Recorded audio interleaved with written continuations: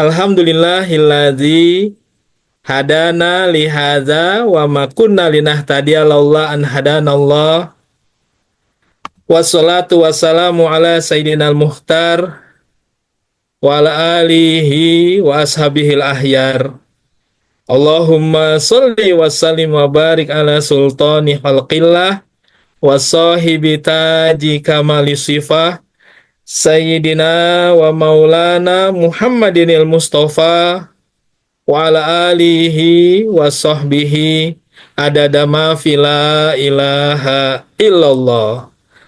Wa ba'du fa'lamu ma'asirul ihwan ja'alanallahu wa iyyakum minazakirina lahu kasira wa minal ladzina la tulhihim amwaluhum wala auladuhum an zikrillah. Allahumma aftah lana bifutuhil arifin. Allahumma aftah lana bifutuhil arifin. Allahumma aftah lana bifutuhil arifin. Bibarakati wa karamati Sayyidi Ahmad sahibul wafatajul arifin qaddasallahu sirah. Al-Fatihah. Bismillahirrahmanirrahim. Alhamdulillahirabbil alamin arrahmanir rahim maliki yaumiddin. Iyyaka na'budu wa iyyaka nasta'in ihdinas siratal mustaqim. Siratal ladzina an'amta 'alaihim ghairil maghdubi alaihim waladdallin. Amin. Alhamdulillah, yang saya hormati, saya muliakan pengurus Ibu Bella, Ibu Ketua Al-Mukarramah Ibu Hajah Herlina Susanti beserta seluruh jajarannya.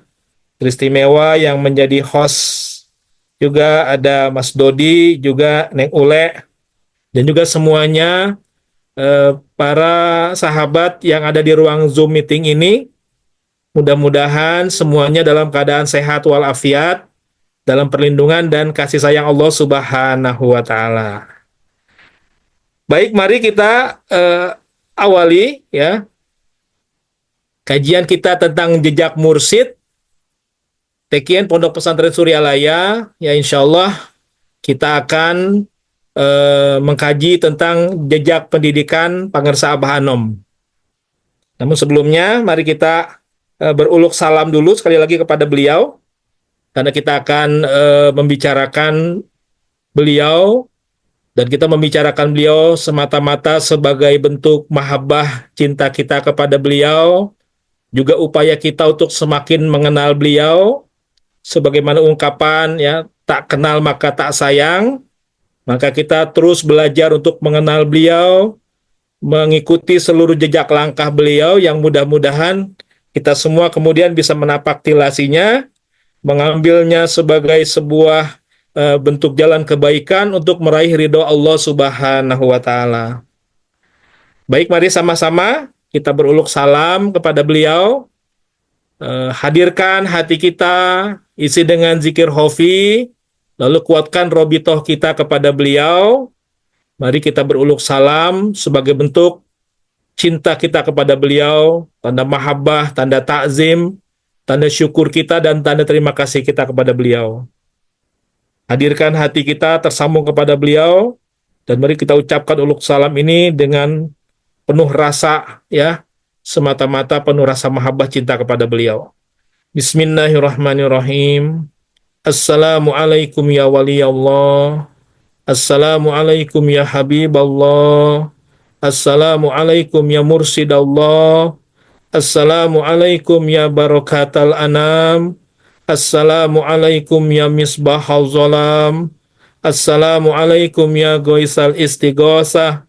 Assalamualaikum ya malikaz zaman. Abina Sayyidi Ahmad sahibul wafatajul arifin qaddasallahu sirah. Tahiyatamina ilaikum warahmatullahi wabarakatuh. Al-Fatihah. Bismillahirrahmanirrahim. Alhamdulillahirabbil alamin arrahmanirrahim maliki yaumiddin. Iyyaka na'budu wa iyyaka nasta'in ihdinas siratal mustaqim. Siratal ladzina an'amta 'alaihim ghairil maghdubi 'alaihim waladdallin. Amin. Neng Ule, ini slide-nya terlihat jelas ya? Pergantian slide-nya? Iya, sekarang sudah ada di posisi slide-nya, slide Abah. Aman. yang Abah yang salam ya, benar ya. Iya, yang uluk salam, benar. Baik. Nah, sekarang tema kita adalah tentang jejak pendidikan Pangersa Abah Anom Qadasallahu Sirah. Namun karena ini merupakan awal, maka ya saya akan sedikit bercerita sedikit tentang biografi Pangersa Abah. Jadi Hadrotusnya Pangersa Abah merupakan putra Pangersa Abah Sepuh dengan Nyai Hajah Siti Juhriah. Jadi Pangersa Abah Sepuh ini pernah menikah sebanyak 5 kali, tapi tidak berpoligami. Ya, jadi karena memang beliau kan usianya sangat panjang, Abah Sepuh ini dilahirkan tahun 1836, wafatnya 1956, dalam usia 120 tahun. Maka yang menjadi pendamping beliau itu usianya tidak sepanjang Abah Sepuh, maka Pangersa Abah Sepuh itu pernah mengalami 5 kali pernikahan. Pertama dengan Nyai Zubaidah, kemudian dengan Nyai Mulki, lalu yang ketiga adalah dengan Nyai Hajah Siti Juhriah, lalu yang keempat dengan Nyai Enok, dan yang kelima dengan Nyai Uneh. Nah, ini yang saya pampang di sini adalah Pangersa Abah Sepuh dengan istri ketiga beliau, Nyai Hajah Siti Juhriah, yang merupakan ibu kandung Pangersa Abah. Jadi Pangersa Abah kalau secara kelahiran dengan saudara-saudara kandungnya merupakan anak yang kelima.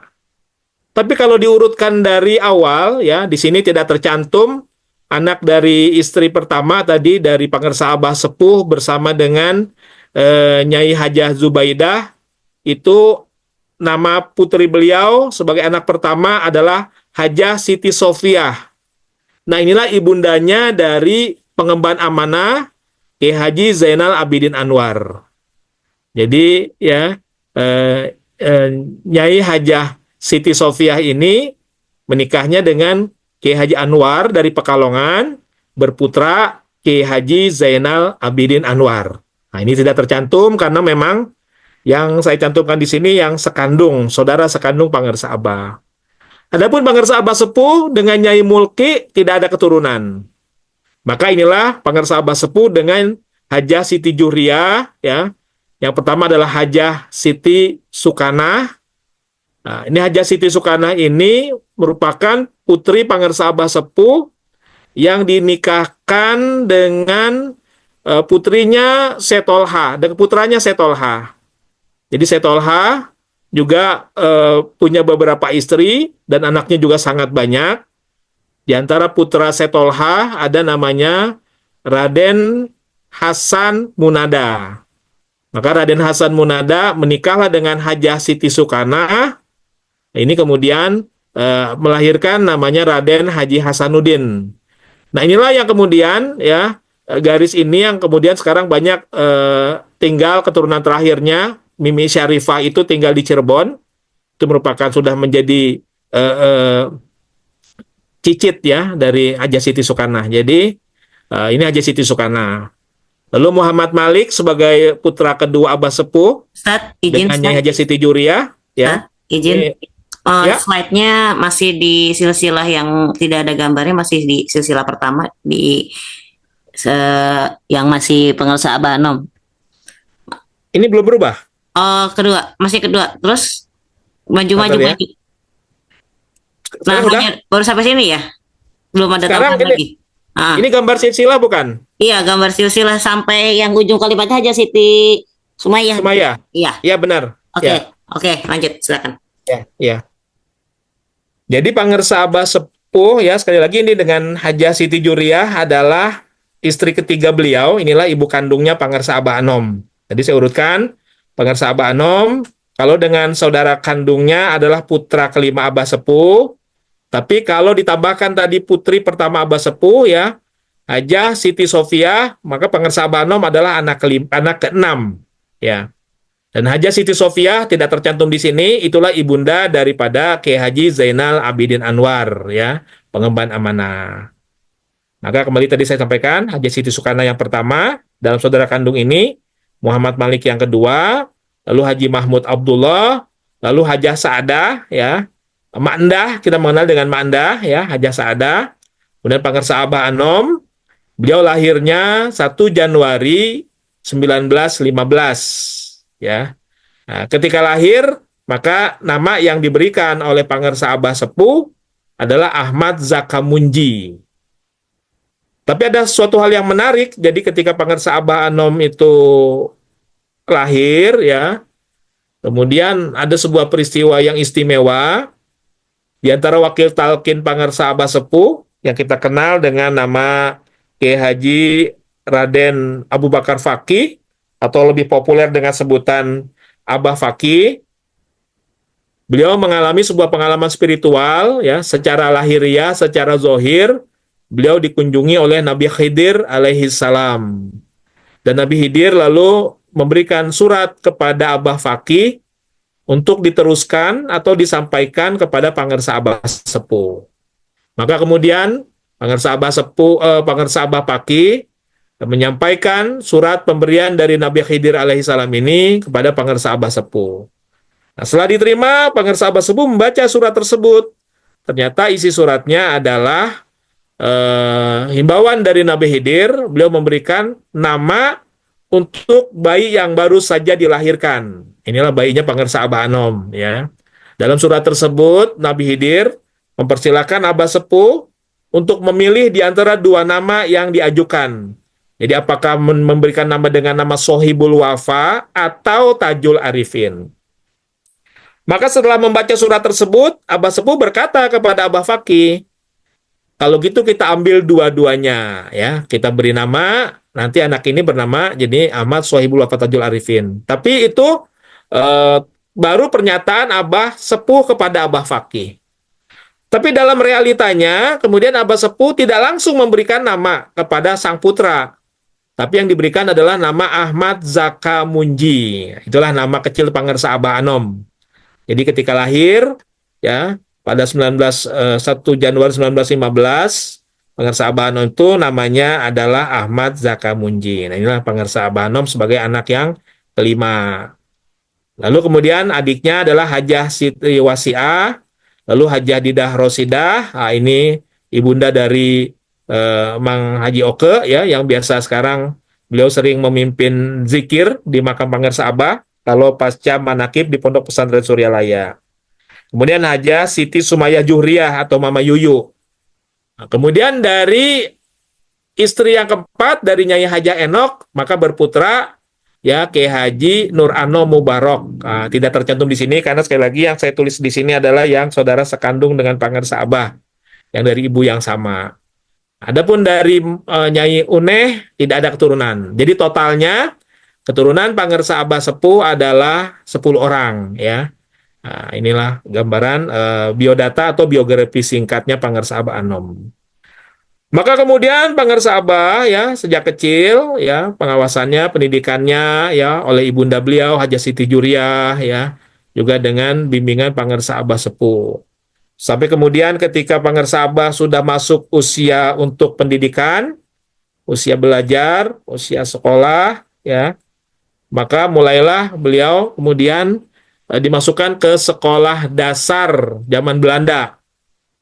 Nah, di sini keterangannya Vervolk School.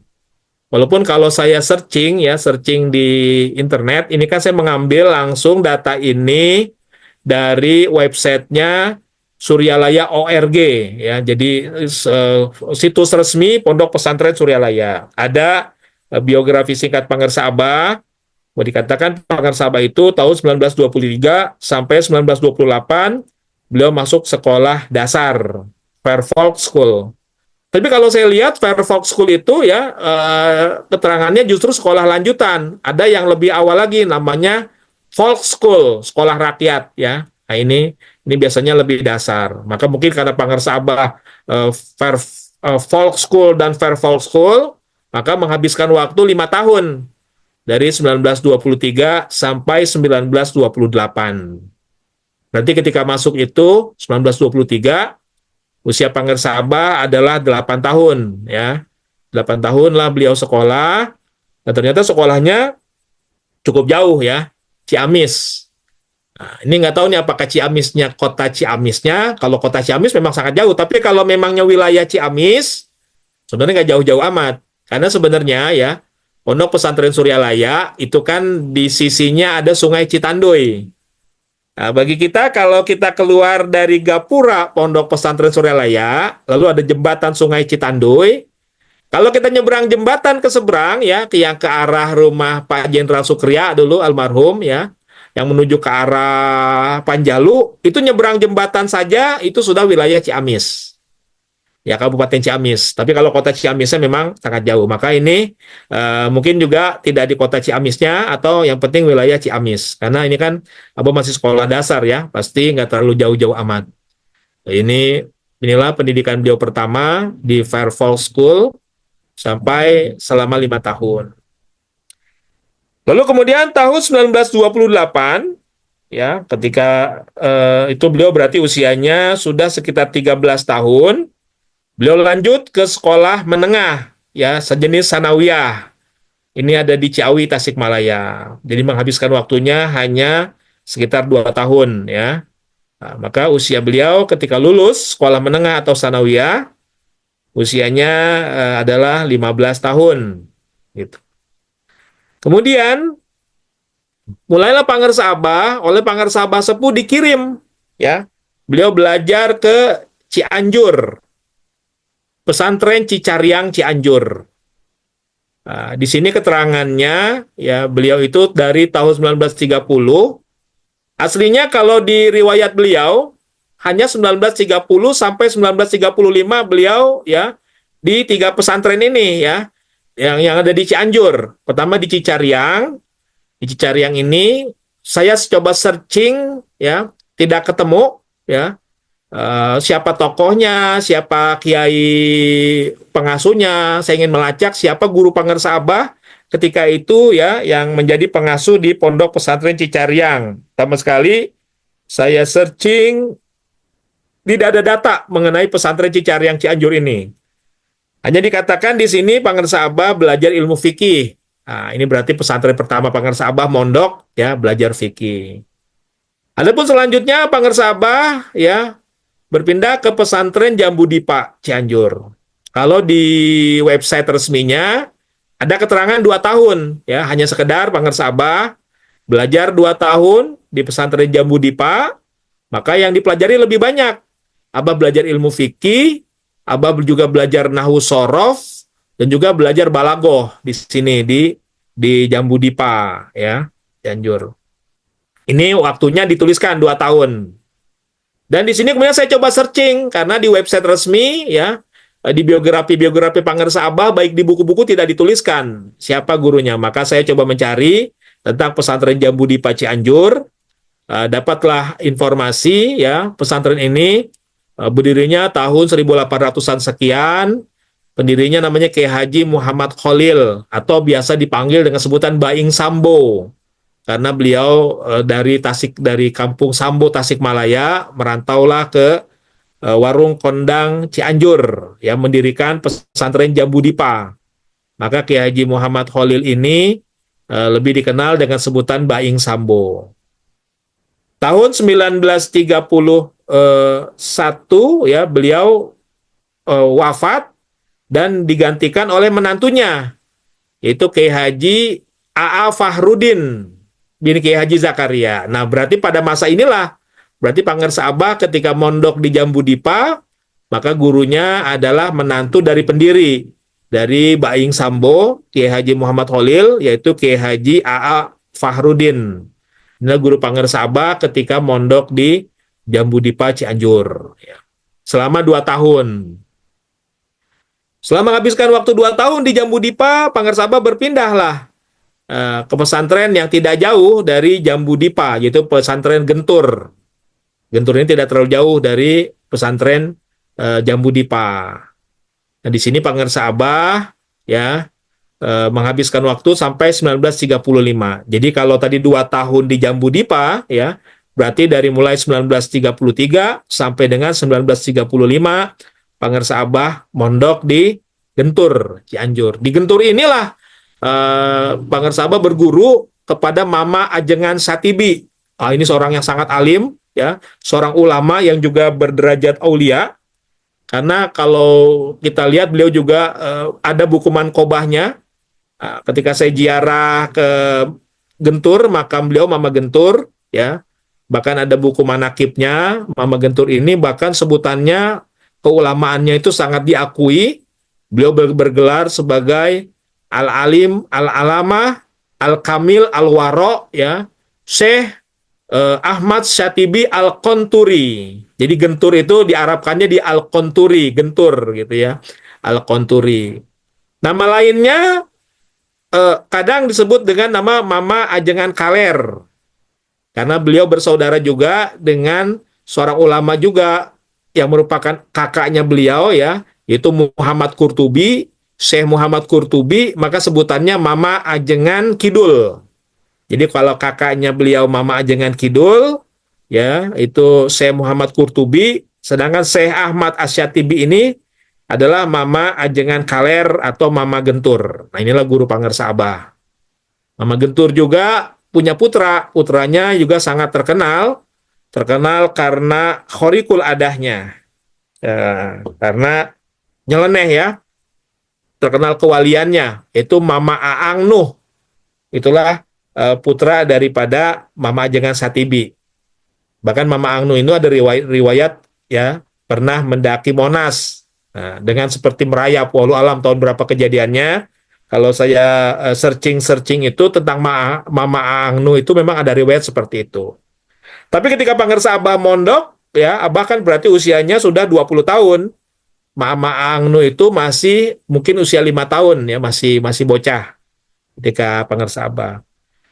Nah, di pesantren Gentur inilah Pangersa Abah bertemu, ya, dengan sahabatnya, ya, sahabat beliau, ya, yang sangat terkenal, yaitu Kiai Haji Aang Muhaiminul Aziz.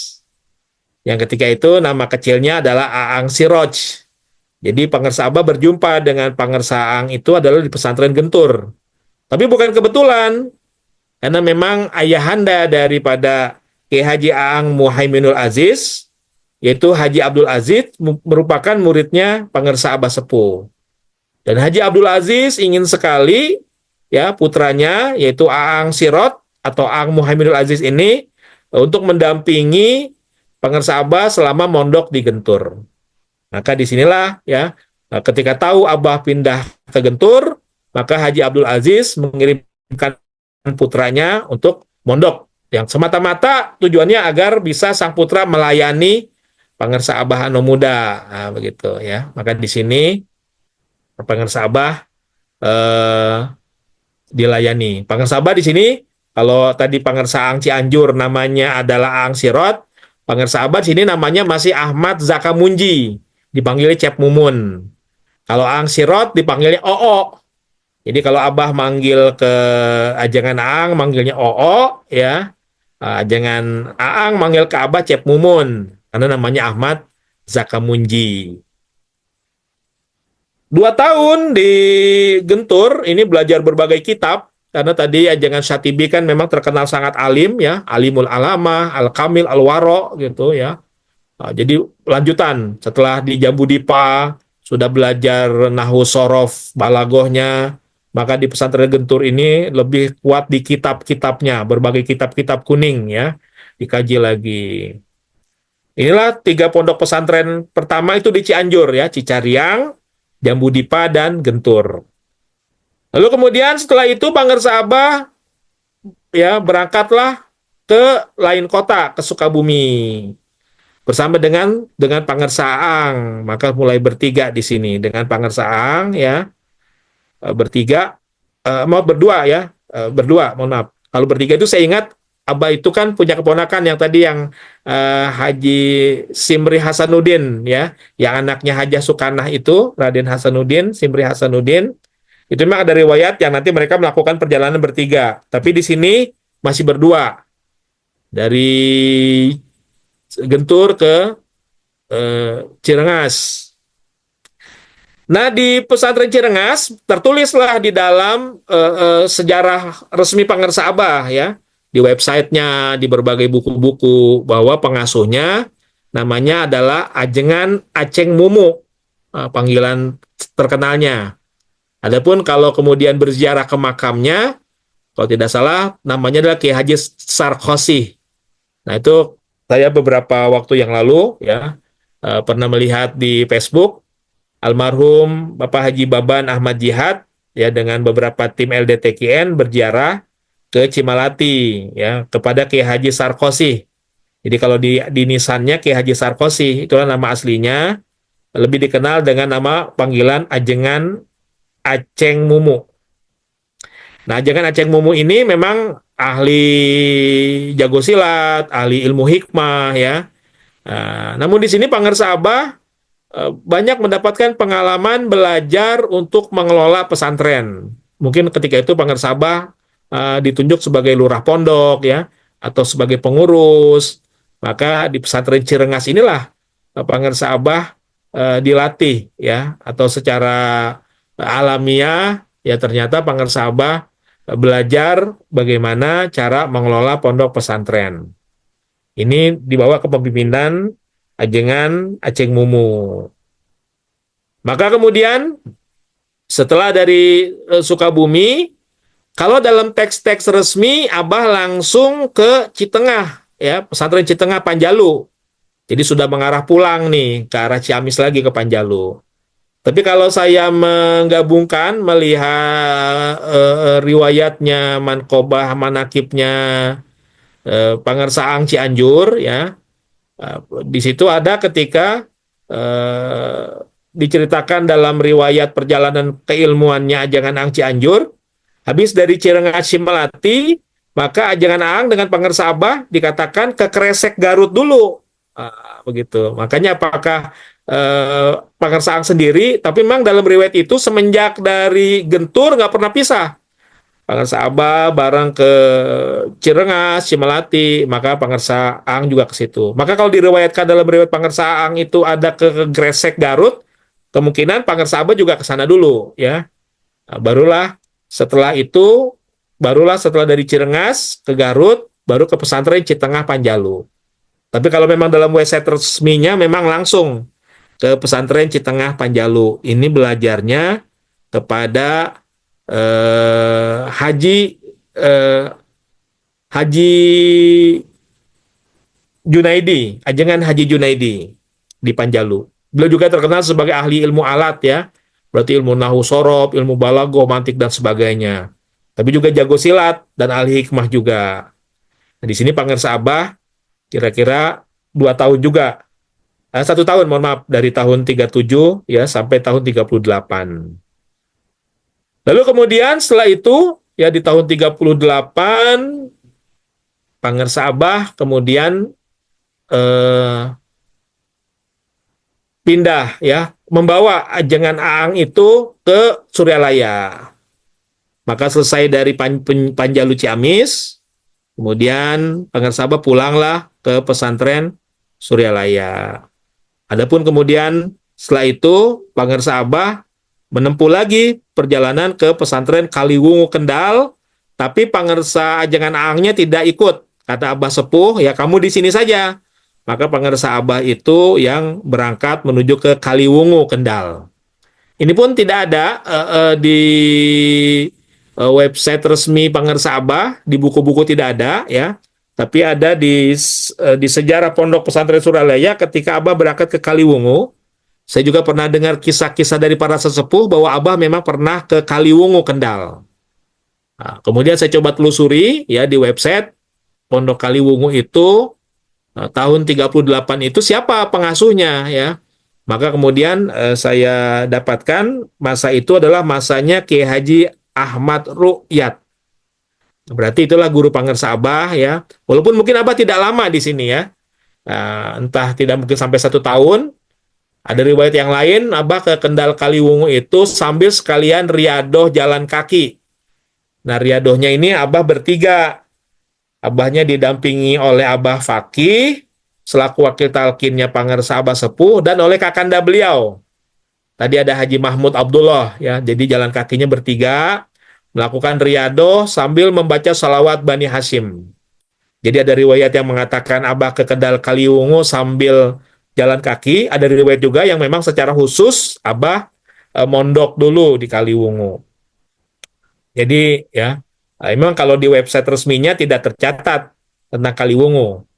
Hanya dalam kisah-kisah ada juga tentang ketika Pangersa Abah riadoh jalan kaki juga mampir ke Kaliwungu. Di sini Abah kemudian belajar ya kepada Kiai Haji Ahmad Ru'yat. Ini pun terkenal sebagai seorang kiai yang sangat warok.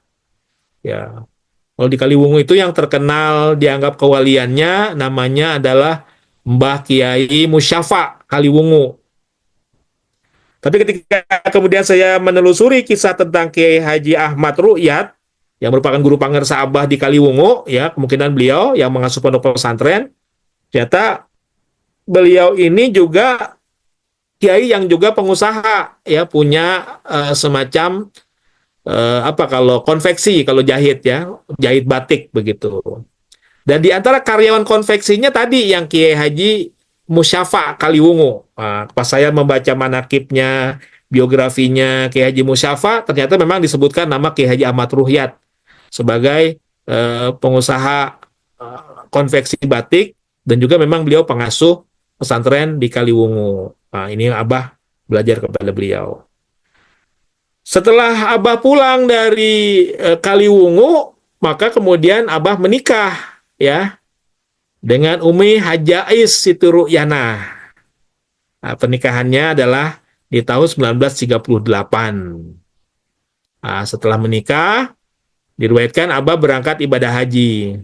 Tidak disebutkan di sini apakah Umi Hajaisnya ikut, karena kalau beliau hajah kemungkinan ya hajahnya mungkin di sini atau pada kesempatan lain ya.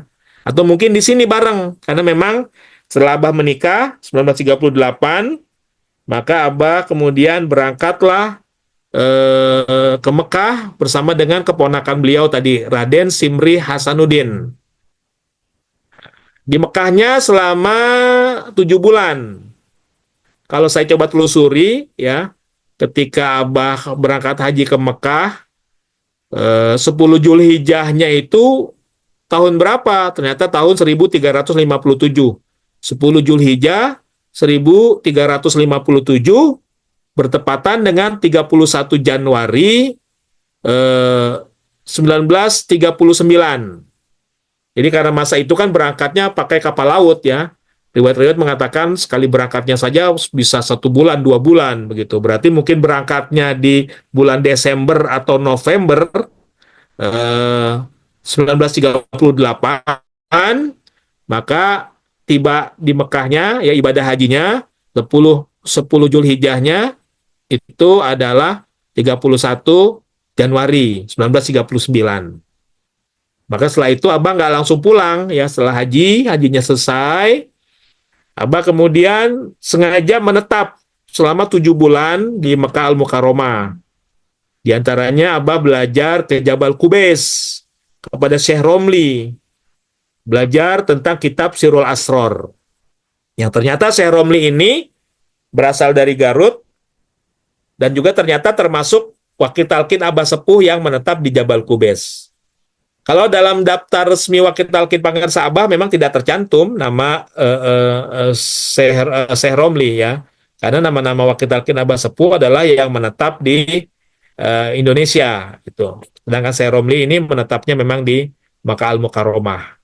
Maka Abah juga kemudian belajarlah kepada para masyayikh ya, kepada syekh-syekh yang ada di Makkah Al-Mukarramah. Nah, ini riwayat pendidikan Pangersa Abah. Jadi Pangersa Abah ternyata belajarnya, kalau zaman sekarang kan ada ya anak-anak belajar sengaja ke luar negeri, ke Al-Azhar, Kairo ya. Ada juga kemudian ke Ummul Qura Mekah. Ternyata Abah juga mengalami juga sebagai orang yang pernah belajar sampai ke luar negeri. Jadi Abah juga belajar di Makkah Al-Mukarramah, walaupun tidak lama, hanya 7 bulan ya.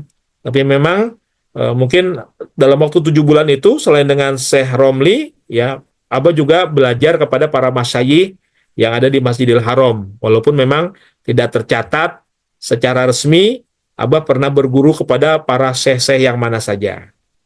Inilah di antara catatan pengalaman Pangersa Abah.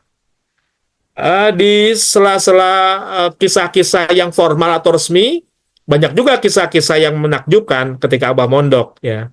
Dan ini saya terima langsung dari sahabat Pangersa Abah, Pangersa Ang Cianjur, yang beliau pernah mengatakan ya Pangersa Abah itu ketika masa mondok itu senang bahasa kita ketapel burung ya.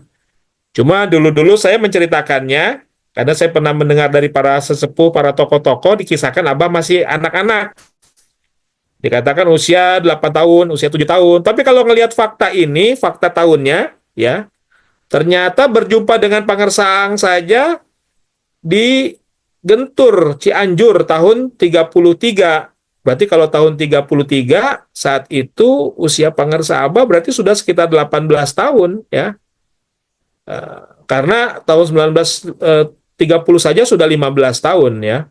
Berarti Abah sudah usia sekitar 18 tahun. Berarti memang ya anak remaja yang senang ketapel burung ya, bukan berarti bocah. Cuma Pangersa Ang menceritakan begini, kalau memang Pangersa Ang yang mengumpulkan batunya, sengaja mengumpulkan batunya, dikumpulkan ya. Misalnya mengumpulkan batu sebanyak 10 batu, dimasukkan dalam plastik, lalu kemudian dipakai untuk ketapel. Kata Pangersa Ang ya, cerita kepada saya langsung, satu pun belum tentu kena.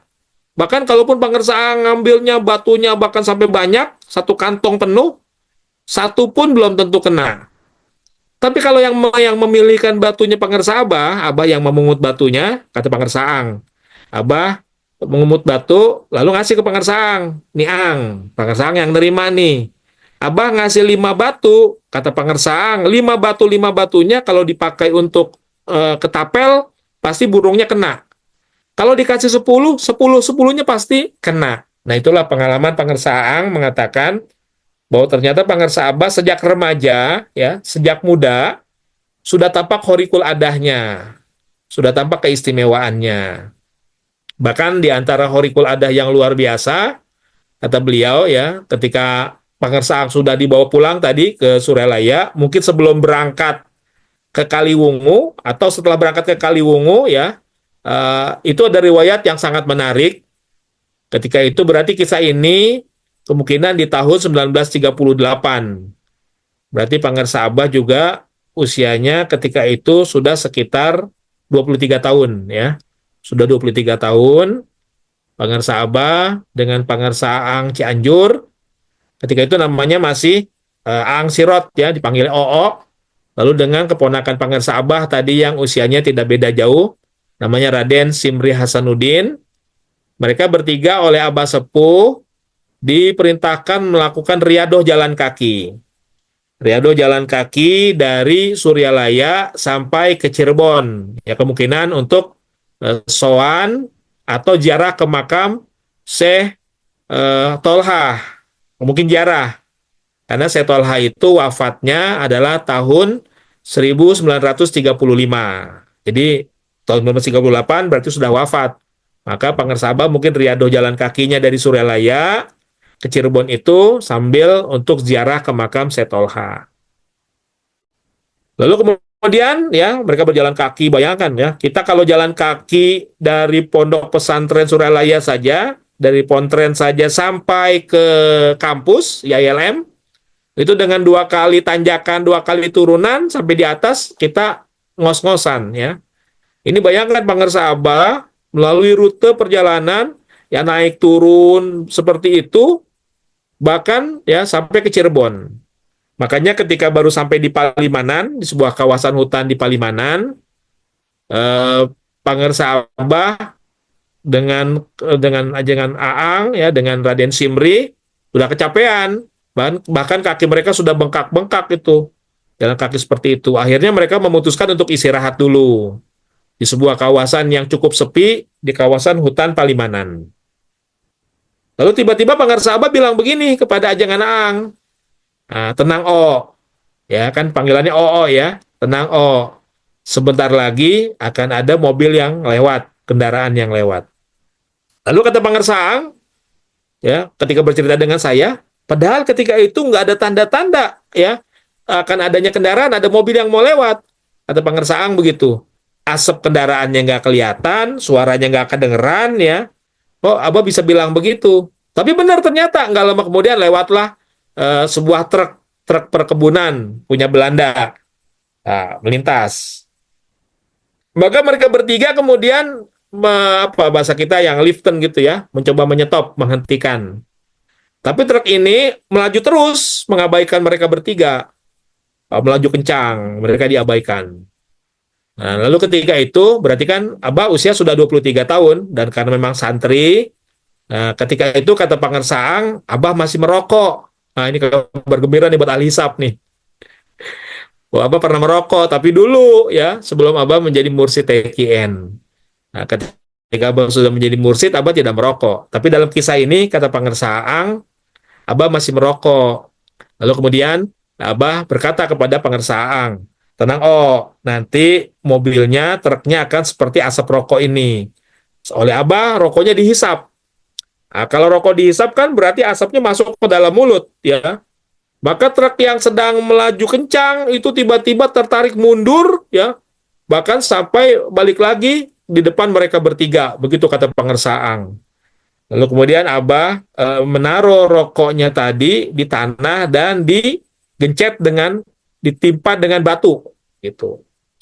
Maka ini supir truknya kaget kan, mobil sedang melaju kencang, tiba-tiba tertarik mundur, dan kemudian dia coba menggas kencang, wong, wong, wong, sama sekali truknya tidak bisa bergerak maju. Maka kemudian dia ngelihat ke arah bawah, wah ini ada tiga anak muda, jangan-jangan kerjaan mereka nih. Karena tadi mereka ingin numpang nggak dikasih ya, sadarlah supir truknya, langsung dia turun. Lalu kemudian kata Pangersaang ya, supir truknya bilang begini, aduh Raden, mohon maaf Raden, tadi saya nggak ngelihat Raden bertiga. Kalau memang Raden bertiga mau ikut naik, silakan Raden.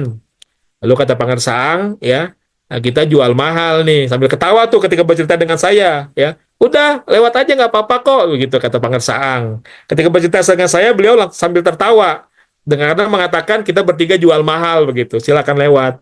Terus kata Pangersaang, padahal walau bagaimanapun truk itu nggak akan bisa jalan, ya. Akhirnya dia maksa. Nah, ketika dia maksa, akhirnya mereka maulah ikut naik truk tersebut.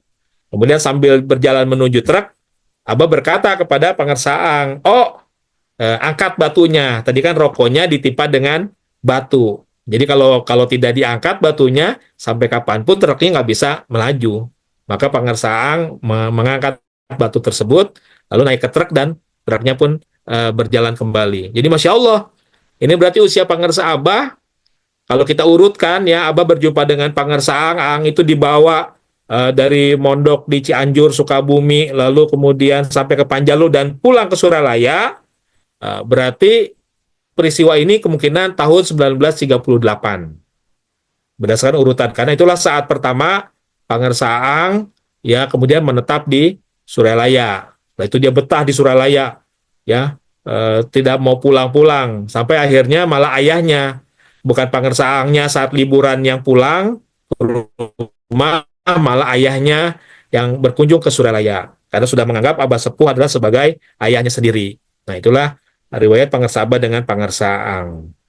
Jadi Pangersa Abah sekali lagi ya mulai pendidikan secara formalnya 1938 sampai ujungnya 1939 ketika beliau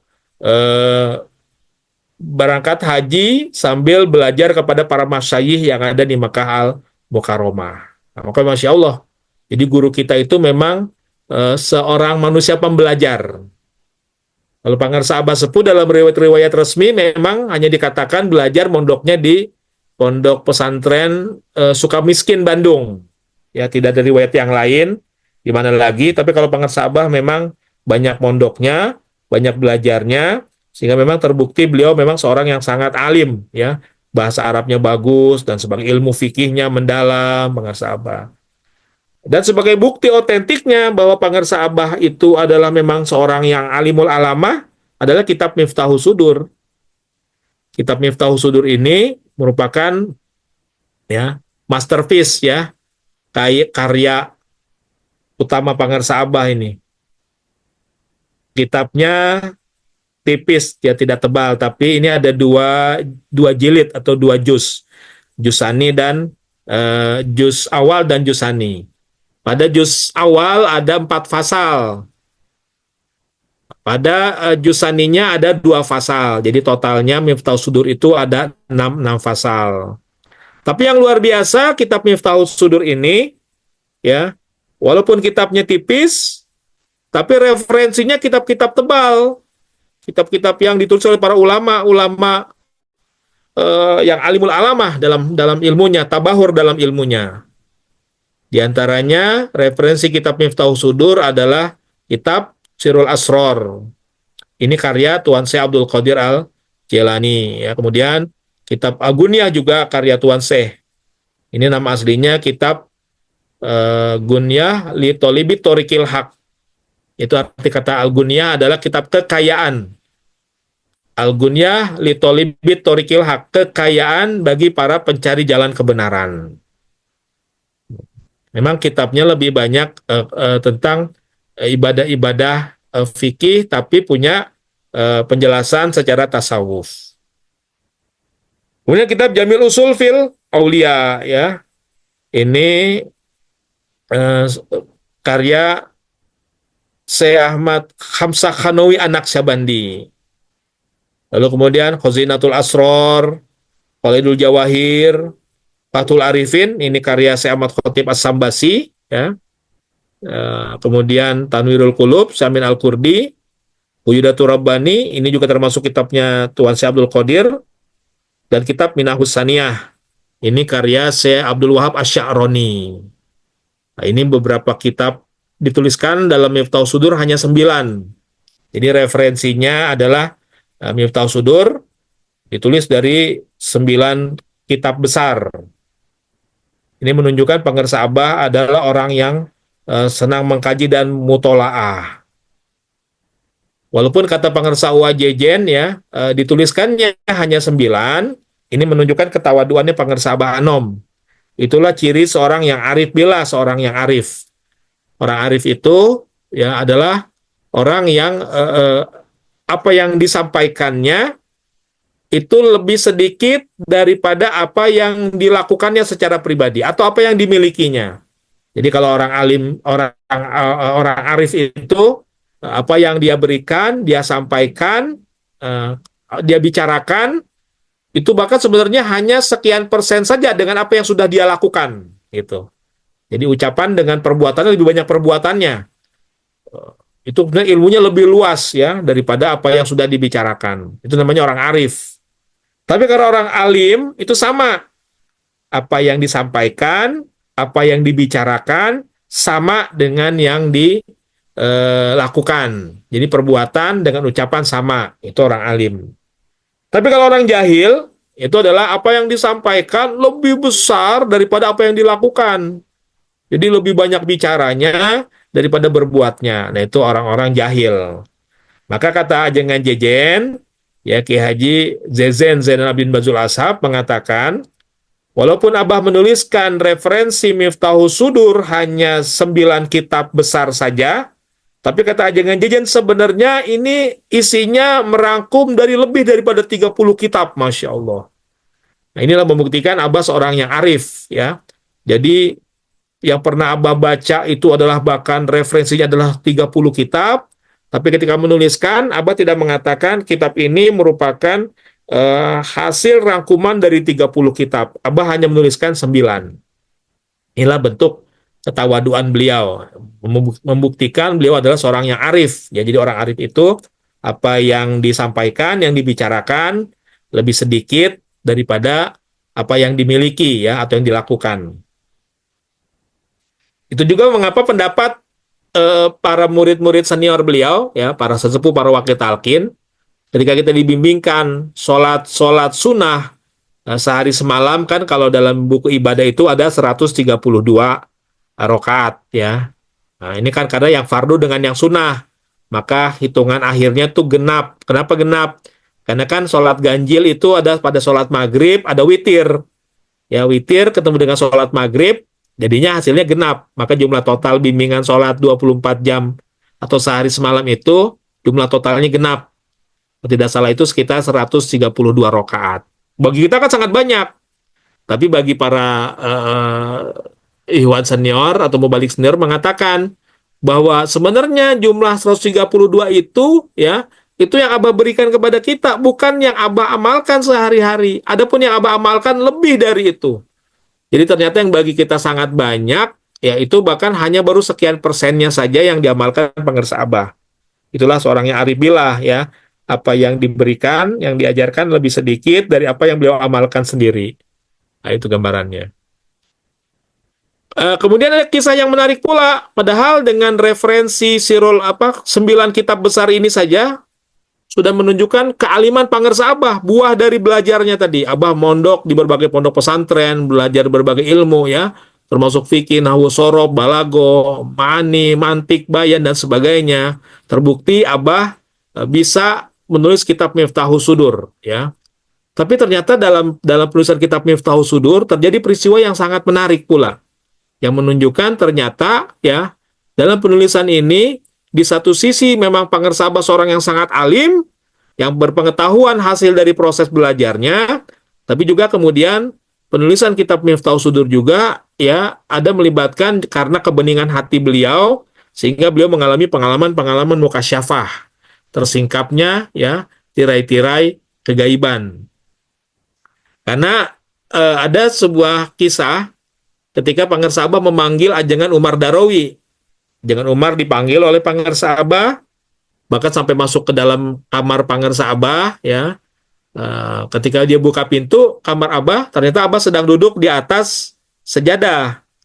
Abah sedang menulis di sebuah lembaran ya. Abah menulis hanya ada sejadah ya, dan Abah hanya ada lembaran dan pena. Kata jangan Umar Darawi itu di depan Abah tidak ada kitab-kitab ya, tidak ada kitab, tapi Abah hanya sejadah dan lembaran dan pena saja. Lalu kemudian Abah memanggil ajangan Umar Darawi dan berkata kepadanya, "Mar, nih, tolong kamu periksa ya." Artinya ajangan Umar diminta untuk memeriksa di kitab-kitab rujukan tersebut, apakah tulisan Abah itu sesuai atau tidak. Jadi Masya Allah, ketika Abah menuliskannya, Abah tidak sambil nyontek, nggak sambil nyontek, tapi Abah menuliskannya. Bisa memang kalau kita secara logikanya memang Abah hafal, atau gambarannya ya, ketika Abah menulis seolah-olah di depan Pangersabah itu Abah mengalami pengalaman mukasyafah ya, ada seperti Abah melihat langsung kitabnya terbuka begitu. Karena ketika diperiksa oleh ajangan Umar Darawi, ternyata apa yang Abah tulis itu sama ya dengan apa yang tertulis di kitab-kitab rujukan ini. Nah, inilah bukti bahwa Pangersa Abah karena belajarnya luar biasa, beliau seorang manusia pembelajar ya. Beliau kemudian tidak hanya karena putranya seorang ulama besar, Abah Sepuh, tidak hanya menyandarkan kepada nama besar Abah Sepuh ya, tapi beliau juga benar-benar bersungguh-sungguh dalam menuntut ilmu. Bahkan kemudian di hari tuanya beliau, di menjelang wafatnya beliau, di tahun 2011, untuk mengajak Ikhwan juga untuk terus mau belajar menjadi manusia pembelajar, Abah minta diantarkan oleh para putra-putranya untuk ke kota Tasikmalaya, dan Abah kemudian mampirlah di sebuah toko kitab terkenal di sana. Kemudian Pangersa Abah membeli beberapa kitab. Maka ini sebenarnya sebuah isyarat. Jadi menjelang Abah wafat, Abah saja yang ketika itu usianya sudah 96-an tahun ya, mau membeli kitab untuk menjadi bahan belajar. Ini menjadi referensi kepada kita, ya, menjadi sebuah nasihat kepada kita, sebuah contoh teladan kepada kita, bahwa kita harus terus belajar, terus menuntut ilmu, sebagaimana moto Pondok Pesantren Suryalaya, ilmu amaliyah dan amal ilmiah. Jadi kita belajar tarekat kita ini jangan sampai mengabaikan ilmu, ya. Jangan sampai ada istilah, ya, bahwa yang penting amal, yang penting kita zikir. Benar penting, amal benar penting, zikir penting. Tapi belajar menuntut ilmu juga penting. Nah ini merupakan riwayat sejarah Pangersa Abah, ya. Nah, sudah saya paparkan dalam sesi jejak mursyid tentang jejak pendidikan Pangersa Abah Anom. Mungkin ada yang ingin ditanyakan oleh para sahabat sekalian. Kita diskusi lebih lanjut sampai kira-kira pukul 21.30. Silakan. Baik, terima kasih Ustadz Andika atas paparan tentang kisah bagaimana jejak pendidikan pengeras Abah Syekh Ahmad Sohibul Wafat Tanjung Arifin. Masya Allah, kalau misalnya kita dilanjutkan lagi kayaknya akan sangat panjang dan waktunya tidak akan cukup untuk 21.30 ini Ustadz. Ini ada pertanyaan Ustadz yang sudah disampaikan di grup chat itu. Pertanyaan yang pertama, ini kita langsung aja Ustadz Andika ya. Pertanyaan yang pertama itu dari beberapa tadi pondok pesantren yang sudah Ustadz Andika sampaikan yang ada di paparan itu, pertanyaannya adalah masih ada tidak Ustadz itu pesantren-pesantren itu sampai saat ini? Itu pertanyaan yang pertama Ustadz. Silakan dijawab Ustadz. Ya, pesantren-pesantren yang lain selain Cicariang, tadi kan saya bilang saya Cicariang ya, saya nggak ketemu sumber-sumber datanya, saya nggak tahu. Tapi kalau yang lain-lainnya, Jambu Dipa sampai sekarang ada, bahkan ada namanya, sekarang namanya Darul Falah. Sama dengan pesantren Pangersaang Cianjur juga Darul Falah. Kalau Pangersaang Cianjur kan Darul Falahnya di Stekmal ya, Stekmal Cianjur. Kalau ini Darul Falahnya Darul Falah Warung Kondang, Jambu Dipa. Jadi sekarang Jambu Dipa yang dulu Pangersa Abah ya, yang didirikan oleh Kiai Haji Muhammad Khalil, Baing Sambo, sampai sekarang ada pesantrennya. Namanya adalah pesantren Darul Falah. Adapun Gentur pun begitu. Pangersa Abah ketika itu Gentur adalah masanya Mama Ajengan Syatibi. Sebut dengan Mama Gentur. Lalu kemudian Mama Gentur punya putra beberapa orang, ada Mama Baden ya, ada Mama Aang Nuh. Mama Aang Nuh yang lebih terkenal. Maka Mama Aang Nuh kemudian sempatlah menjadi pengasuh pesantren Gentur. Kemudian sekarang ya, putra beliau yang nyeleneh juga. Maka namanya saja kalau di tulisan makamnya itu kan termasuk di makam beliau itu perempuan nggak boleh. Jadi kalau mau ke sana datang nggak boleh, wanita tidak boleh pakai celana, mesti pakai sarung. Jadi kalau kita tidak bawa sarung, biasanya sama santri disediakan sarung. Kemudian tidak boleh bawa ke handphone, ya. Jadi handphone itu nggak boleh dibawa ke area makam. Jadi yang mau foto-foto selfie nggak bakal bisa tuh, ya. Karena ada larangannya di pelangnya. Saya ke sana itu kalau tidak salah tahun 2016 apa 17 saya lupa itu dengan Kang Haji Gusrif. Jadi saya habis ziarah ke Pangersaang ya, malam-malam, Masya Allah ada pengalaman berkesan di makam Pangersaang. Lalu saya ajak Haji Gusrif, mau nggak kita napak tilas Pangersa Abah? Maka malam-malam tuh dari pesantren Darul Falah Cianjur ke Gentur ya ziarah ke sana. Maka ketika ke sana ada larangan, saya lihat di pelangnya tadi, perempuan nggak boleh ziarah, tidak boleh pakai handphone ya, tidak boleh pakai celana panjang. Yang menandatangan putra daripada Mama Aang Nuh, namanya Mama Aang Black Dog. Wah, anjing hitam nih, kan nyeleneh juga nih. Namanya Aang Black Dog, begitu tulisannya. Ya, pakai bahasa Inggris BLACKDOG gitu ya. Ini ternyata nyeleneh juga. Tapi memang saya mencoba menelusuri siapa beliau, nggak ada riwayatnya. Juga Mama Ajangan Ucu. Nah, itu di Gentur ya. Di Cimalati juga ya, waktu Haji Baban dengan beberapa tim LDTKN ziarah ke Mama Kiai Sarkosi kan, berarti di sana juga masih ada pelanjut pesantren sampai sekarang. Termasuk yang di Kaliwungu, Kendal pun ada. Jadi ada, kecuali yang saya nggak tahu nih yang di Panjalu itu, yang di Citengah ya, apakah masih ada atau tidak sampai sekarang. Jadi ada beberapa pondok pesantren yang ada juga beberapa yang sudah tidak ada. Begitu Neng Oleh. Baik, berarti pondok pesantren yang masih ada itu pasti itunya adalah mungkin berganti nama ya pondok pesantrennya ya dari awalnya sampai sekarang, jadi ada pergantian nama. Oke, pertanyaan selanjutnya nih Ustadz, ini alhamdulillah nih ada salah satu cucunya Kiai Rashid Effendi yang sedang belajar di Turki, Fadlan lagi gabung sama kita. Beliau ingin menanyakan nih Ustadz, kira-kira tahun berapa Pengersa Abah itu mengemban tugas irsyadnya itu seperti itu Ustaz? Iya. Kalau berdasarkan surat ya pelimpahan mandat itu, Abah Sepuh sudah menulis suratnya dari tahun 1946. Jadi pada tanggal 20 Rajab ya, 20 Rajab 1365 Hijriah. Itu di surat pelimpahan mandat Abah Sepuh kepada Pangersa Abah Anom. Sudah tulis. Tapi surat itu walaupun nama Abah Sepuh ditulisnya tahun 46, 20 Rajab 1365 Hijriah ya, Masehinya 1946. Tapi nggak tahu nih kapan diberikannya. Yang jelas tahun 1950 Pangersa Abah Anom sudah dikader sama Abah Sepuh sebagai pimpinan Pontren Suryalaya. 1950 sampai dengan 1953 Pangersa Abah Anom menjadi pimpinan Pontren dengan pendampingan Abah Sepuh.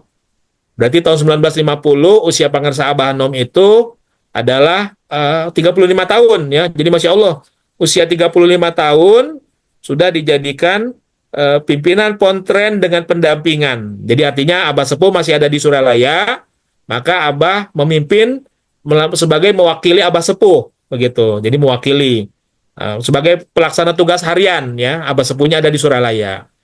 Tahun 53 ya, Abah Sepuh kemudian kan hijrah ke beberapa tempat, ke Bandung, ke Rumah Haji Tirta, termasuk di akhir-akhirnya Pangersa Abah Sepuh itu kemudian bermukim di rumah Mama Obal Sobari, seorang pengusaha percetakan Galunggung ya, yang ada di kota Tasik, itu murid Abah Sepuh. Maka dari tahun 53, Abah Sepuh meninggalkan Suralaya, ya sampai wafatnya tahun 56 di rumah Mama Haji Obal Sobari. Berarti 3 tahun pertama Pangersa Abah Anom itu menjadi pimpinan Pontren Suralaya dengan pendampingan Abah Sepuh, dari 1950 sampai dengan 1953. Adapun 1953 sampai dengan 1956, Pangersa Abah Anom menjadi pimpinan Pontren secara mandiri. Begitu ya. Cuma tidak diketahui tadi kapan surat itu diberikan. Apakah ketika Abah Sepuh 53 meninggalkan Suralaya memberikan kepada Pangersa Abah, atau ketika di tahun 50-nya. Jadi pelimpahan mandatnya itu memang ternyata tahun 46 ya, suratnya ditulis Abah Sepuh. Diberikannya tidak tahu apakah di tahun 50 ketika awal Abah memimpin Pontren ya dengan pendampingan Abah Sepuh, atau di tahun 53-nya. Yang jelas ketika Pangersa Abah Sepuh wafat tahun 1956, tepatnya 25 Januari 1956 Abah Sepuh wafat ya. Maka kemudian Abah Sepuh jenazahnya dibawalah dari kota Tasik, dari rumah Mama Obal Sobari. Dalam riwayat itu iring-iringannya sangat panjang yang mengiringi dari kota Tasik sampai ke Suryalaya. Itu 25 Januari 1956. 19 hari kemudian, ya 13 Februari 1956, Pangersa Abah mengeluarkan tanbih Abah Sepuh. Jadi tanbihnya, wasiatnya Abah Sepuh, tapi yang menandatanganinya Pangersa Abah Anom. Ya. Nah, ketika itu beliau masih menulis namanya sendiri dengan nama Haji Ahmad Sohibul Wafatajul Arifin. Makanya dalam tanbih-tanbih lama itu tulisannya HA. Itulah Abah ya belum menuliskan namanya sebagai kiai ya. Hanya Haji Ahmad Sohibul Wafatajul Arifin. Namun kalaupun kita sedang membaca teks tanbih, walaupun tulisannya hanya HA ya sebagai murid, tetap kita baca saja Syekh Ahmad Sohibul Wafatajul Arifin begitu ya. Sebagai murid, karena itu memang sebagai bentuk ta'zim kita kepada beliau. Ya, disitulah saat Abah Sepuh wafat, maka sebenarnya Pangersa Abah secara denotatif, secara resmi sudah menjadi mursyid penerus Pangersa Abah Sepuh. Walaupun ketika itu memang belum dianggap sebagai mursyid TKN oleh halayak ya, oleh mayoritas Ikhwan. Masih lebih menganggapnya sebagai pimpinan Pondok Pesantren Suryalaya. Jadi tahun 56. Tapi tidak ada gejolak, semua mengakui kepemimpinan Pangersa Abah. Karena memang sudah dikader ya. Dari tahun 50 sampai 53 dengan pendampingan, 53 sampai 56 menjadi pimpinan secara mandiri. Namun kemudian ada sebuah peristiwa yang menarik nih, yang menunjukkan akhirnya disitulah sempurnanya legalitas kemursidan Pangersa Abah Anom. Peristiwanya pada tahun 1959.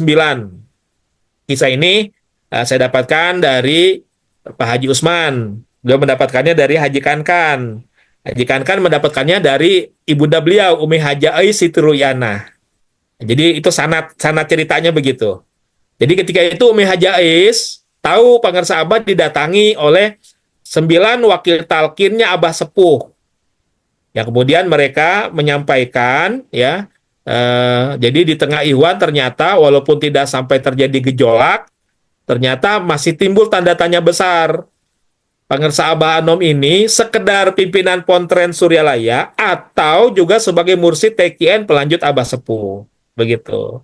Maka kemudian 9 wakil talkin Abah Sepuh ini mempertanyakan kepada Pangersa Abah Anom. Lalu kemudian Pangersa Abah Anom mengajak mereka, yuk kita sama-sama saja ya bermunajat kepada Allah, minta petunjuk, kita sama-sama tawajuh bareng ya.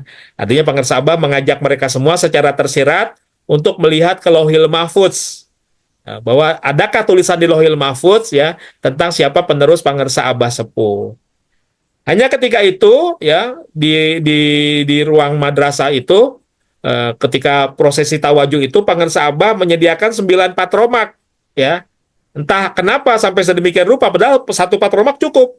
Tapi Pangersa Abah menyediakan 9 patromak seperti yang datang ada 9 orang. Maka di hadapan para wakil talkin Abah Sepuh itu ada 9 patromak.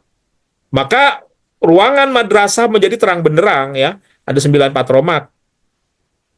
Tapi kemudian ya tiba-tiba setelah mereka sedang tawajuh ya, tenggelam dalam tawajuhnya, lampu patromak itu padam secara serentak.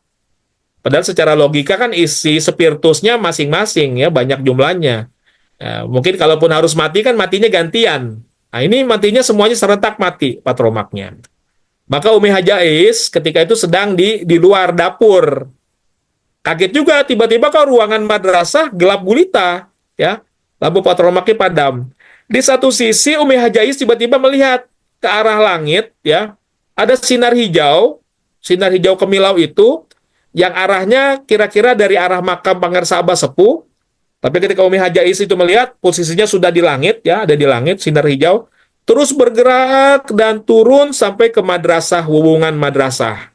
Lalu dari wuwungan madrasah terus masuk tembus ke dalam.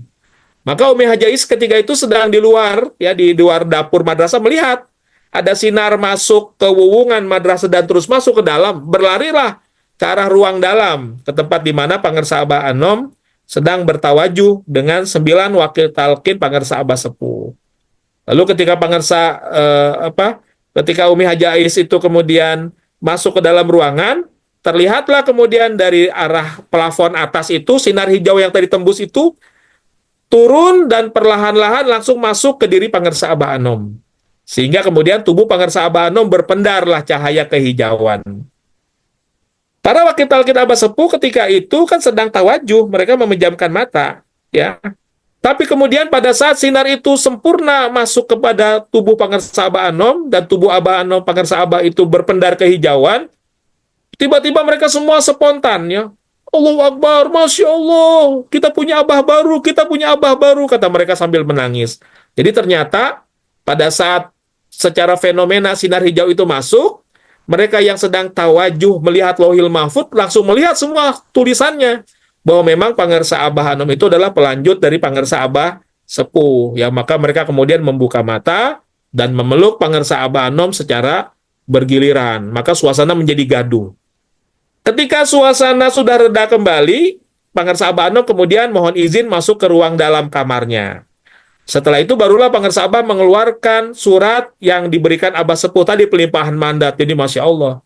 Ya, barulah surat itu diketahui oleh halayak ramai. Jadi ternyata walaupun sudah mendapat suratnya ya, dari Abah Sepuh, tapi Pangersa Abah Anom tidak pernah menunjukkan, memamerkan lah. Mungkin kalau kita sudah sejak awal ya, nih saya nih penerus Abah Sepuh nih, pamer-pamer. Tapi Abah enggak. Karena khawatirnya kalau orang belum percaya, takutnya nganggap, jangan-jangan surat palsu, dibikin sendiri, begitu. Maka Pangersa Abah tidak menunjukkan ya. Cuma tadi saya katakan, dalam suratnya jelas tahunnya 20 Rajab 1365 Hijriah, berarti 1446 ya. Cuma tidak diketahui kapan diberikannya. Yang jelas Abah mengeluarkan surat tersebut kepada para wakil talkin Abah Sepuh di tahun 1959. Masya Allah. Itulah awalnya Pangersa Abah kemudian diakui kemursidannya, ya, legal formalnya secara tidak meragukan lagi, begitu. Demikian. Wallahu a'lam bishawab. Baik, terima kasih. Kita pindah ke pertanyaan selanjutnya, Ustadz. Ya, masih dari Fadlan.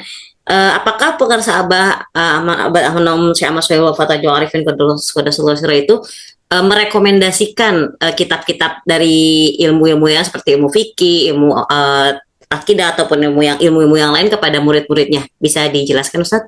Silakan. Ya, Pangersa Abah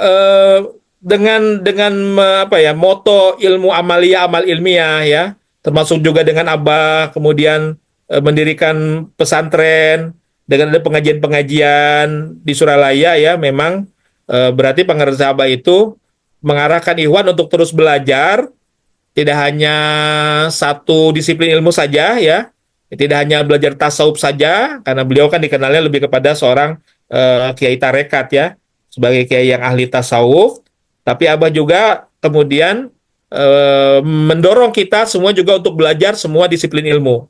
Sebagaimana Islam itu ada 3 rukun agama, ya, Islam, iman, dan ihsan, yang aplikasi penerapannya Islam itu dalam ilmu fikih, iman menjadi ilmu tauhid atau usuluddin, eh, ihsan menjadi ilmu tasawuf. Yang kemudian cabang-cabangnya ya ada lagi kemudian menjadi ilmu alat, nahwu sorof dan sebagainya.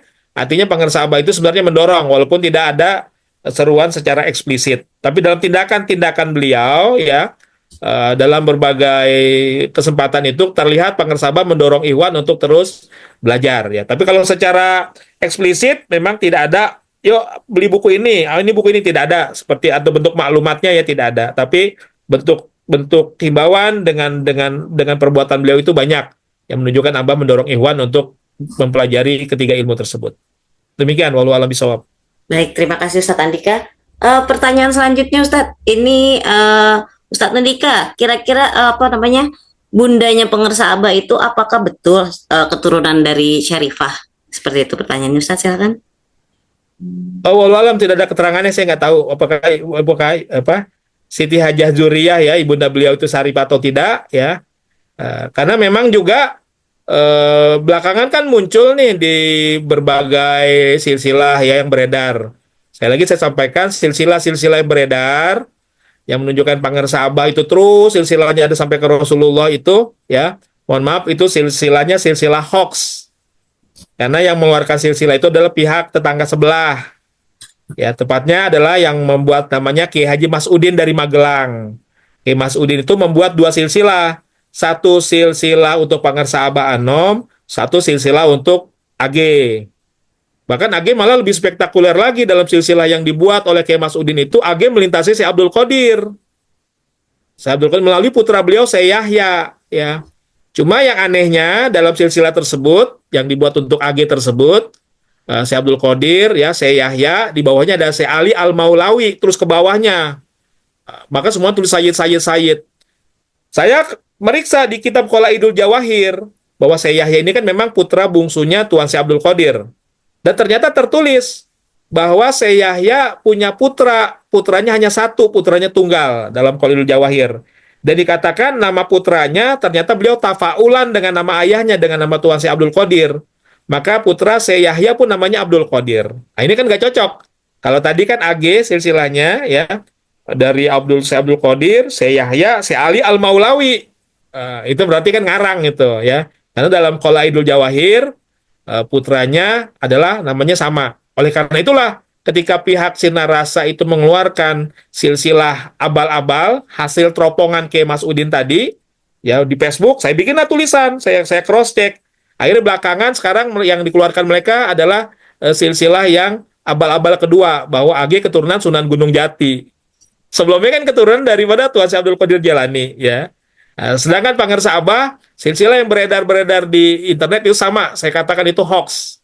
Kenapa? Karena yang ngebuatnya sama. Nah, sedangkan Pangersa Abah itu silsilahnya harus melintasi Syekh Abdul Muhyi. Karena dalam silsilahnya Abah Sepuh dikatakan, Abah Sepuh itu masih keturunan dari dalam siapa? Pokoknya dalam Pamulihan di Cicalung. Jadi Abah Sepuh itu garis ke atasnya ke dalam Pamulihan dari Cicalung. Yang dalam Pamulihan ini garis ke atasnya sampai ke Syekh Abdul Muhyi Pamijahan. Jadi Pangersa Abah kalaupun memang bersanad ke Rasulullah, maka sanadnya itu lewat Syekh Abdul Muhyi. Nah, Syekh Abdul Muhyi ini kalau dari garis ayah-ayahnya ke atasnya sampai ke Raja-Raja Galuh. Adapun ke ibundanya Syekh Abdul Muhyi, Nyai Ageng Raden Ayu Tanganzia, itu sampainya kepada Kanjeng Sunan Giri. Barulah setelah itu lurus ke atasnya sampai ke Rasulullah. Jadi memang pangersa Abah Anom itu sanad ke Rasulullahnya itu melalui Kanjeng Sunan Giri. Ke bawahnya sampai ke si Abdul Muhyi. Tapi memang tidak bisa dikatakan memang sayyid secara mutlak karena garisnya melintasi perempuan, melintasi ibunya si Abdul Muhyi, Nyai Ageng Tanganzia. Begitu kira-kira. Oh, oke, baik. Berarti secara data realnya sih belum belum ada kepastian ya Ustadz ya untuk masalah bundanya Pangersa Abah itu termasuk keturunan Ya. syarif atau Saya nggak berani berkomentar, tidak ada karena tidak riwayat ada yang rujukannya ataupun ibaratnya ya. tidak ada syarat Ya. Kalau Abah Sepuh tadi kan ada ya ke dalam Pamulihan ya. Calung ya ada. Eh, baik. Ini pertanyaan selanjutnya sih ya Ustadz nih. Ini kan kita bahas tadi bagaimana jejak pendidikan Pangersa Abah Syekh Ahmad Suhaib Fataju Arifin. Ustadz kira-kira ada tidak sih hambatan rintangan yang dihadapi oleh Pangersa Abah selama selama proses pendidikan itu sendiri dari awal sampai akhirnya beliau mengemban sebagai itu irsyadnya itu Ustadz? Silakan. Kalau riwayat-riwayat yang saya terima, ya Pangersa Abah itu diperlakukan agak beda oleh Abah Sepuh ya. Sangat sangat keras Abah Sepuh. Beda dengan Abah Sepuh memperlakukan saudara-saudaranya yang lain, ya, kakak-kakaknya. Termasuk ketika Abah masih dalam pengasuhan Abah Sepuh saja, kalau kepada saudara-saudara yang lain untuk tidur saja disediakan bantal, bantalnya beneran bantal. Kalau Pangersa Abah bantalnya kelapa, begitu. Jadi sejak usia muda saja Abah sudah dibedakan. Jadi Abah Sepuh keras mendidik Pangersa Abah ya dengan kelapa itu sampai kalau dengan kelapa kan mana bisa tidur nyenyak. Oleh karena itulah Pangersa Abah itu sering bangun malam karena memang nggak bisa tidur. Akhirnya daripada ini Abah sholat malam. Maka sejak usia bahkan 12 tahun saja sholat malam Pangersa Abah kan tidak putus karena memang sejak kecilnya itu dididik oleh Abah Sepuh secara keras. Termasuk kalau misalnya Abah Sepuh panen ya, maka kepada putra-putranya yang lain itu suka dibagi itu kelapa, hasil ikan empang. Kalau Pangersa Abah sering-sering diujikan hatinya. Jadi ketika Abah Sepuh membagi-bagi hasil ikan di empang, itu nanti kadang ngelewatin, itu Abah sudah berumah tangga tuh dengan Umi Hajais, mungkin tahun 38 ya. Maka Abah Sepuh misalnya nganterin ikan apa hasil hasil empang yang sudah dimasak itu melintasi rumah Pangersa Abah Anom, padahal Abah Anom sedang duduk di teras dengan Umi Hajais ya. Lalu melintaslah misalnya yang disuruh Aki Anta, sengaja tuh ngebawa dilewatin ya. Tapi yang dikasih adalah kakak-kakaknya atau adik-adiknya yang lain. Tapi kemudian Abah Sepuh memantau hatinya, iri nggak? Ternyata kata Abah Sepuh, Masya Allah sama sekali nggak berubah. Jadi hati Abah tuh nggak ada, kok saya nggak dikasih? Kok Abah Sepuh memperlakukan beda? Nggak. Bahkan hatinya pun tidak ada ini. Kan kadang kita walaupun sama saudara, ketika melihat saudara diperlakukan beda, ada rasa iri kan? Nah, Abah tidak. Jadi ketika Abah dididik di rumahnya saja begitu. Termasuk ketika Abah mondok, ya, maka Abah Sepuh itu ngasih apanya ya, sangunya tuh benar-benar ujian, ya. Dan ini terbukti dengan saya pernah mendapatkan kisah bagaimana ketika Haji Kankan ketika mondok ya, beliau kan mondok di Babakan Tipar. Yang saya tahu di antara putra itu yang mondok Haji Dudun di wilayah Banten, ya. Haji Kankan itu almarhum di Babakan Tipar. Nah, kalau yang perempuan adalah Mama Ane yang saya tahu mondok gitu ya. Maka Haji Kankan pun begitu diperlakukan sama Abah ketika mondok ya dikasih uangnya itu benar-benar pas-pasan. Bahkan untuk berangkat saja Haji Kankan jalan kaki sampai ke Babakan Tipar itu di antar di Sukabumi atau di Cianjur itu Babakan Tipar ya. Pokoknya perjalanannya jalan kaki. Jadi untuk apa? Sehingga Haji Kankan menulislah di sebuah diari buku harian bagaimana pengalaman beliau itu begitu banyak banyak banyak penderitaannya sepanjang mondok ditulis. Suatu saat buku hariannya dibaca oleh Pangersa Abah. Lalu kemudian Pangersa Abah terlihat ketika membaca tulisan Haji Kankan sampai kelihatan air matanya keluar. Haji Kankan melihat. Setelah itu Abah ternyata apa? Abah juga ternyata menulis. Ketika mondok itu mungkin mendapat perlakuan yang sama dari Abah Sepuh. Begitu. Dan kemudian memberikanlah catatan harian. Ternyata catatan hariannya mirip. Begitu. Berarti apa? Berarti sama. Pangersa Abah juga diperlakukan sangat keras sebagai alat ujinya. Jadi mungkin dengan sangu yang sedikit atau yang apa ya, perlakuan Abah Sepuh agak beda. Nah, ini kan merupakan sebuah yang tadi sebuah ujian lah untuk keteguhan hati Pangersa Abah. Jadi agar hatinya itu teguh, agar mentalnya nggak cengeng begitu ya, digembleng sedemikian rupa. Itu. Ya, demikian ya riwayat yang pernah saya terima tentang pangersa Abah Anom, pendidikan oleh Abah Sepuh.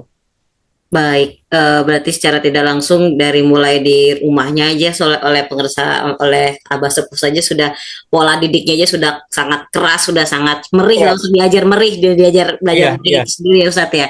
Masya Allah. Ustadz, ini terakhir nih Ustadz, conclusionnya dari sebelum kita tutup ini, conclusionnya kira-kira ada pesan atau eh, kesimpulan dari pesan atau makna kesimpulan yang bisa Ustadz sampaikan kepada alhamdulillah yang hadir sekarang ini, kita ikut Zoom meeting bersama kita ini sebanyak 35 orang Ustadz.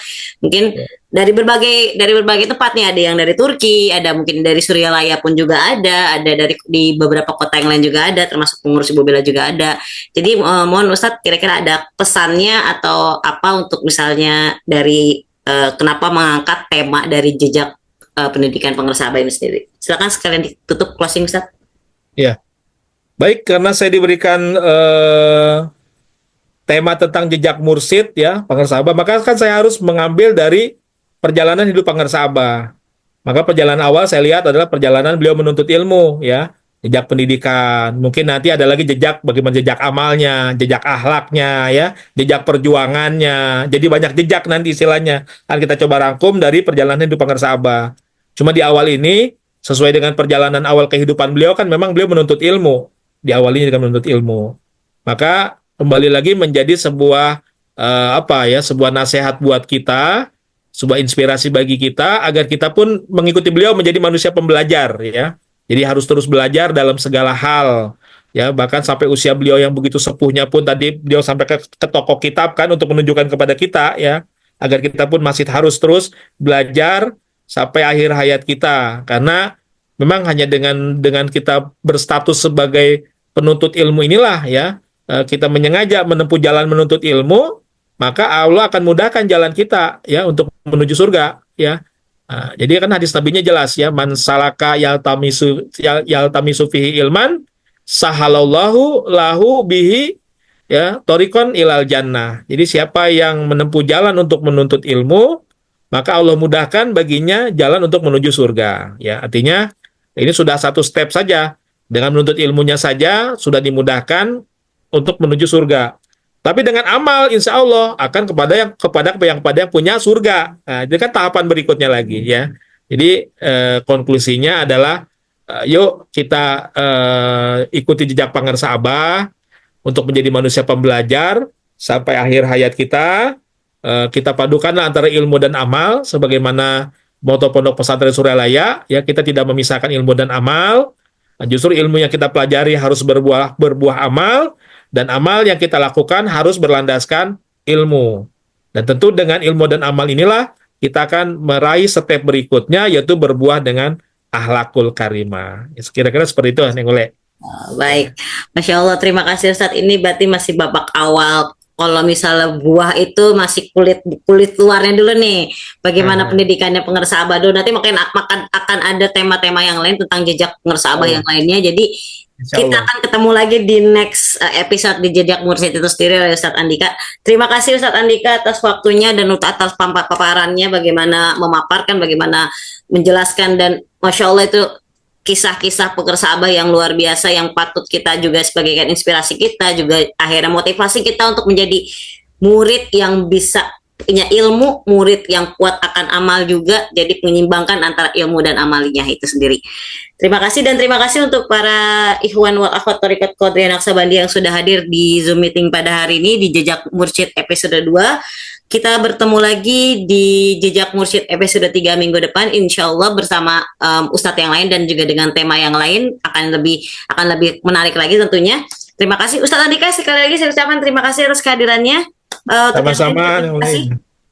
Baik, mohon maaf jika ada ucapan salah kata juga jika ada kata yang tersampaikan secara tidak langsung menyakiti Bapak dan Ibu sekalian. Terima kasih. Wallahu muwaffiq ila aqwamit thoriq. Wassalamualaikum warahmatullahi wabarakatuh.